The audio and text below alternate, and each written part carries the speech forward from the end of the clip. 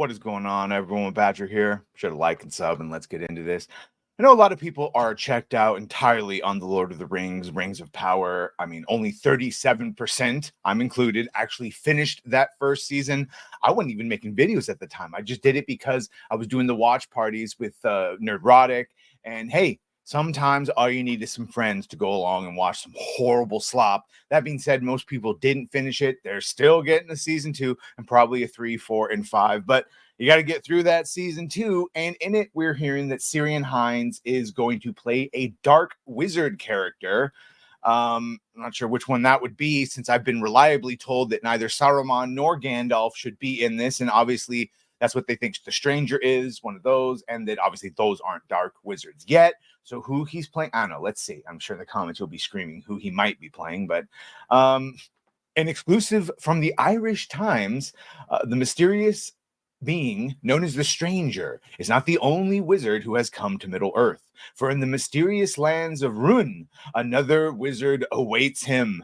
They added a dark and powerful wizard whose origins and intentions are shrouded in secrecy and who has a legion of magic-wielding acolytes. Oh! We're not allowed to say that term anymore. Who obey his every command. Among them, the 3 travelers who sought out the traveler or the stranger at the end of season 1 on the Dark Wizard's orders. Oh, so Eminem, Spooky Eminem, and those other 3 ball bitches that were all creepy. We all thought they came from, they said they were looking for Saruman, and I guess they were, but they all apparently come from the Ciarán Hinds character. Interesting. I mean, not really, but for this universe, interesting. Showrunner Patrick McKay, again, the ones that called us racist and sexist, just like, interesting, just like Star Wars does. I believe they also called us Yahtzees for some of our criticisms of the show, but yes, what does Dark Wizard mean? Like Fallen Maya? What are we dealing with? He answered, I don't know if that's a new concept. We have seen throughout Tolkien, that powerful beings are tempted to evil. Gandalf will not carry the ring, for he fears that the evil it could do through him. Saruman turns to evil, believing that's the best way to save the world. Don't believe that, but in whatever twisted logic he's come up with. So we know that good characters can turn to evil, and we know that even wizards can turn to the dark side, so to speak. By the way, what happened to their Star Wars movie? What happened to their Star Wars movie? Oh, that's right. I think they told Star Wars to fuck off and then went and got paid by Netflix and then did disappointing things over there. 3-body problem, very disappointing. So we know that good characters can turn to evil, go to the dark side, so to speak. And watching how that's going to play out with Ciarán Hinds is going to be hopefully a real thrill for people. Pretty sure the last time we saw Ciarán Hinds, he was playing Steppenwolf in both the Snyder Cut and the Joss Whedon cut of Justice League. This revelation that the show will be introducing another wizard indicates, that they're doubling down on the attempt to excise J.R.R. Tolkien from Lord of the Rings.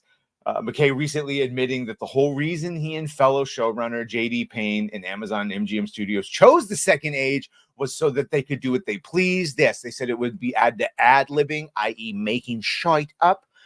He said the whole idea of doing a show in the Second Age was that it's not a fixed target. There's enormous amount of room for creation and improv within a loose framework. I can hear you scholars out there of Lord of the Rings and Tolkien saying, it's loose, but it's not that loose. You still have to make things fit. Jesus Christ. Gavi Singh Chera as Merrimack. Look at that hairdo. It's unlikely this strategy is going to work. Yeah, I mean, the first season, 63% of people who watched part of the first episode did not finish the entire series.